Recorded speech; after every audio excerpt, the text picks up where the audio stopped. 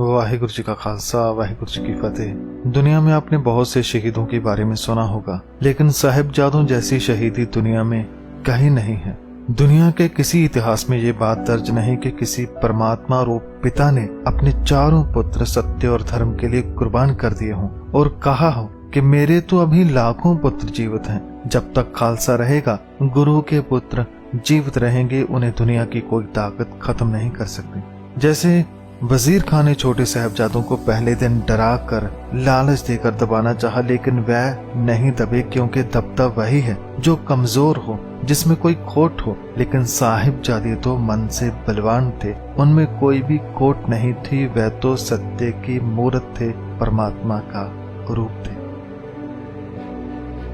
तो संगत जी, आज हम 12 पो की बात करेंगे कि दूसरा दिन कचहरी में क्या कुछ होता है।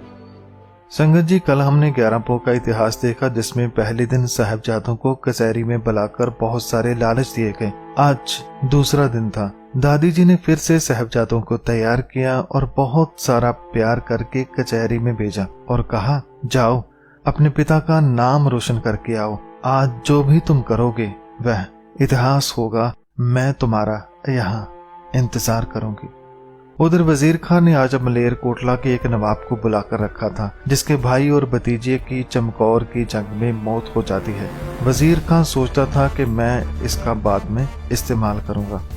तो जैसे ही सूबेदार की कचहरी शुरू हुई तो साहिबजादों ने फिर से फतेह बुलाई। वाहिगुरु जी का खालसा, वाहिगुरु जी की फतेह। वजीर खान ने कहा, फतेह फतेह। सुनो बच्चों, मैं एक बार फिर से तुम्हें कह रहा हूँ कि इस्लाम में आ जाओ, तुम्हारी जिंदगी बन जाएगी। संगत जी, नवाब ने फिर से पहले जैसे कई सारे लालच देकर धर्म से फुसलाने का प्रयत्न किया, पर वे तो गुरु गोविंद सिंह जी के पुत्र थे, मामूली इंसान के नहीं। उन्होंने किसी शर्त अथवा लालच में ना आकर इस्लाम स्वीकार करने से एकदम इनकार कर दिया। अब नवाब धमकियों पर उतर आया। गुस्से से लाल पीला होकर कहने लगा, यदि इस्लाम कबूल ना किया तो मौत के घाट उतार दिया जाएगा, फांसी चढ़ा दूंगा, जिंदा दीवार में चनवा दूंगा। बोलो क्या मंजूर है, मौत या इस्लाम? जोरावर सिंह ने हल्की सी मुस्कुराहट होठों पर लाते हुए अपने भाई से कहा, भाई हमारे शहीद होने का अवसर आ गया है, ठीक उसी तरह जैसे हमारे दादा गुरु तेग बहादुर जी ने दिल्ली के चांदनी चौक में शीश देकर शहीदी पाई थी। तुम्हारा क्या ख्याल है? बाबा फतेह सिंह जी ने उत्तर दिया, भाई जी हमारे दादाजी ने शीश दिया पर धर्म नहीं छोड़ा। उनका उदाहरण हमारे सामने है। हमारे अंदर भी गुरु पिता और दादा की शिक्षा है, फिर हमें मृत्यु से क्या भय? मेरा तो विचार है कि हम भी अपना शीश धर्म के लिए देकर मुगलों पर वाहिगुरु के कहर की लानत डालें। बाबा जोरावर सिंह जी ने कहा, ऐ झूठे नवाब, हम गुरु गोविंद सिंह जी के पुत्र हैं। जैसे हमारे दादा गुरु तेग बहादुर जी शहीद हो चुके हैं, वैसे ही हम अपने खानदान की परंपरा को बनाए रखेंगे।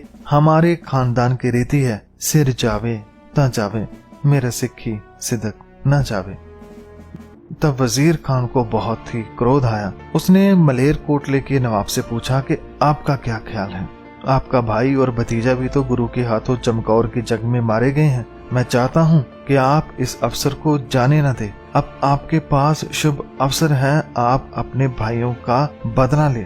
तुम कहो तो मैं इन बच्चों को तुम्हारे हवाले कर सकता हूँ, तो मैंने मृत्यु दंड देकर अपने भाई और भतीजे का बदला ले लेना।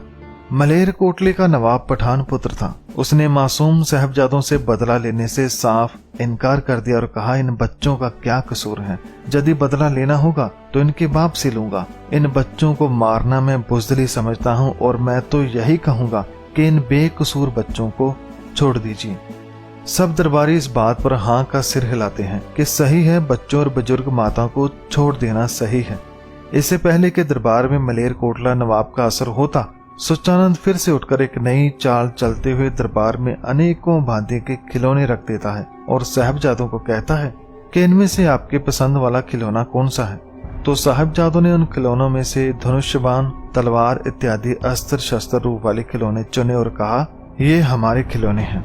उसने फिर पूछा कि इससे आप क्या करोगे? तो साहिबजादों ने कहा, युद्ध अभ्यास करेंगे। तो उसके बाद नवाब ने पूछा कि अगर मान लो आपको छोड़ दिया जाए तो फिर आप क्या करोगे? साहिबजादों ने कहा, वही जो हमारे पिताजी करते थे, सत्य का प्रचार, दुष्टों पर प्रहार, मुजलूमों की रक्षा, गुरबानी की घर घर शिक्षा। जब इस बात को काजी ने सुना तो काजी के मन में ये बात बैठ गई कि सुच्चानंद ठीक ही कहता है कि सांप के बच्चे सांप ही होते हैं। वजीर खान ने काजी से कहा कि अब आप क्या कहते हो, इन्हें सजा मिलनी चाहिए या नहीं? तो इस बार काजी ने कहा कि बच्चे कसूरवार हैं क्योंकि ये बगावत पर तुले हुए हैं। इन बागियों को किले की दीवारों में चिनाकर कत्ल कर देना चाहिए। कचहरी में बैठे मलेर कोटले के नवाब शेर मोहम्मद ने कहा, नवाब साहब, इन बच्चों ने कोई कसूर नहीं किया। इनके पिता के कसूर की सजा इन्हें नहीं मिलनी चाहिए। इस्लाम की शरअ अनुसार सजा उसी को मिलनी चाहिए जो कसूरवार है, दूसरों को नहीं। काजी बोला, शेर मोहम्मद, इस्लामी शरअ को मैं तुमसे बेहतर जानता हूँ। मैंने शरअ के अनुसार ही सजा सुना दी है, यही इसकी सजा है।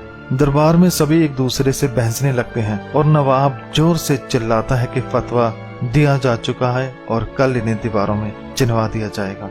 यदि ये बचना चाहते हैं तो इस्लाम कबूल कर लें। तो साहबजादे ने कहा कि पहला मरण कबूल है, जीवन की छड़ आस।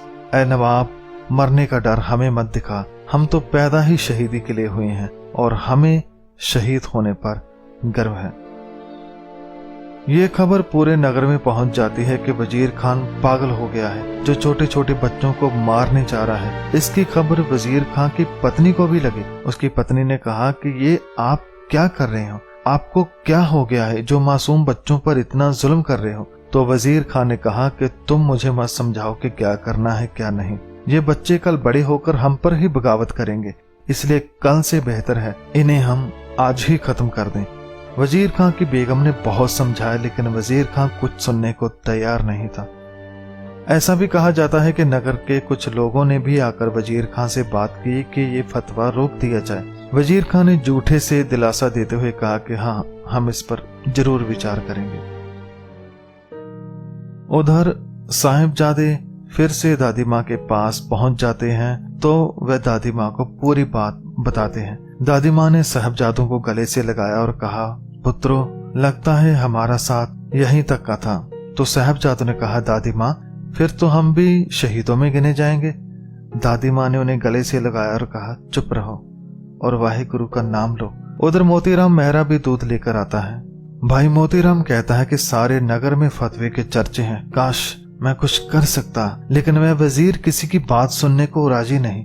दादी माँ ने कहा कि बेटा, कोई बात नहीं, मेरा तो पति भी शहीद हुआ और मेरे बेटे को भी एक दिन चैन की सांस नहीं लेने दी इन्होंने, मगर फिर भी मेरे अंदर सब्र है, क्योंकि हम सच से जुड़े हैं, रब से जुड़े हैं, गुरु नानक की वाणी से जुड़ी हैं। गुरु साहब के अंदर सब्र था, सत्य था, दया थी, मजलूमों की रक्षा करने का बड़ा दिल था, इसलिए आज उन्हें लोग याद करते हैं। ऐसे ही इन्हें भी लोग याद करेंगे कि कैसे छोटे छोटे बच्चों ने सरहंद में अपना शीश दे दिया, लेकिन जुल्म के आगे ये झुके नहीं।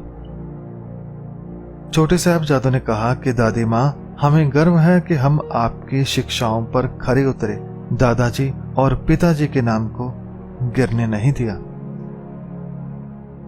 संगत जी, ये रात बहुत लंबी थी, क्योंकि कल वह होने वाला था जिसे कोई नहीं होने देना चाहता था। लेकिन साहिबजादे जरा भी ना घबराए, बल्कि खुश थे कि हमने वह रात चुनी है जो सही है और जो हमारे दादा परदादा ने चुनी। संगत जी, आज के दिन सरहंद जहाँ पर गुरुद्वारा साहब बना हुआ है, वहाँ पर आज भी संगत जाकर बैठती है और उन पलों को याद करती है जब इतनी ठंड में दादी माँ और साहबजादों को ठंडे बुर्ज में रखा गया और ऊपर से उन्हें शहीदी का फतवा सुनाया गया, उन पर जुल्म किए गए, उन्हें शहीद किया गया। तो संगत जी, कल का दिन छोटे साहबजादों और दादी माँ का शहीदी दिवस है।